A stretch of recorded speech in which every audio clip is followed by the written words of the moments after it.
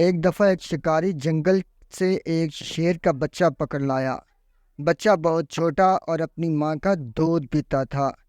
شکاری اسے اپنے گھر لے آیا۔ شکاری کے بچے ننھے شیر کو دیکھ کر بہت خوش ہوئے اور وہ اس سے کھیلنے لگے۔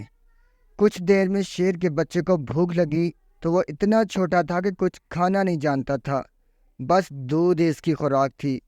شکاری یہ سوچ کر پریشان ہو گیا کہ اب کیا کیا جائے، کیونکہ اسے پتہ تھا شیر کا بچہ ابھی بہت چھوٹا ہے اور دودھ کے سوا کچھ اور نہیں پی سکتا۔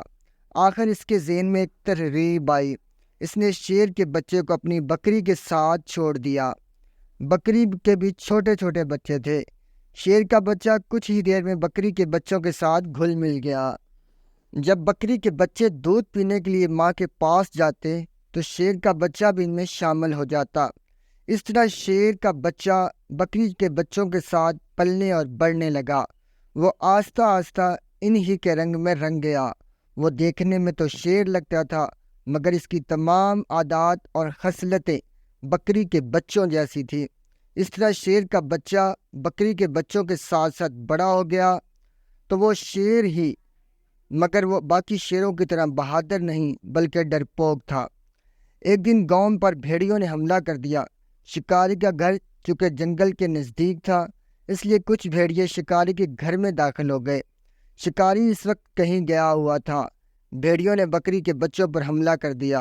اچانک ان کی نظر شیر پر پڑی تو وہ ڈر کر بھاگنے لگا، مگر جب انہوں نے دیکھا کہ شیر ان پر نہ تو گھرایا ہے اور نہ ہی حملہ کیا ہے تو ان کی ہمت بڑھ گئی اور انہوں نے بکری کے بچوں کو چیر پھاڑ دیا۔ شیر کا بچہ اگرچہ ایک بڑا شیر بن چکا تھا، مگر اس میں شیروں جیسی صلاحیتیں نہ ہونے کے برابر تھی۔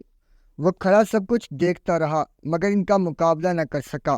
بھیڑیے حملہ کر کے واپس چلے گئے اور شیر وہیں کھڑا رہا۔ کچھ دیر بعد شکاری گھر واپس آیا تو یہ دیکھ کر حیران رہ گیا کہ شیر ہونے کے باوجود بھیڑیوں نے حملہ کر کے بکریوں کو چیر پھاڑ دیا ہے اور شیر کچھ نہ کر سکا۔ اسے بے حد صدمہ ہوا۔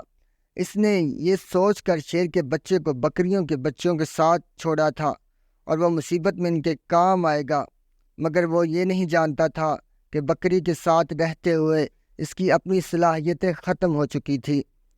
اگر وہ شیروں کے ساتھ جنگل میں رہتا تو پھر انہی کی طرح شکار کرنے کا عادی ہوتا اور انہی کی طرح بہادر ہوتا۔ شکاری نے سوچا یہاں رہتے ہوئے یہ شیر بالکل بیکار ہے، کیونکہ یہ تو اس کے جانوروں کی رکھوالی یا حفاظت تک نہیں کر سکا۔ اس نے اس کا یہاں رہنے کا کوئی فائدہ نہیں۔ اسے جنگل میں واپس چھوڑا جائے تاکہ وہ اپنے ساتھیوں کے ساتھ رہتے ہوئے اس میں ان جیسی بہادرانہ صفات پیدا ہو جائیں۔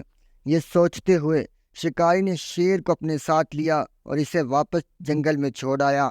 پیارے بچوں، اس کہانی سے ہمیں یہ سبق ملتا ہے، ہم جن دوستوں کا انتخاب کریں گے انہی کی طرح ہم ہو جائیں گے۔ لہٰذا آپ ہمیشہ اچھے، ذہین اور بہادر دوستوں کو اپنا دوست بنائیں تاکہ آپ میں بھی اچھی صفات شامل ہو سکیں۔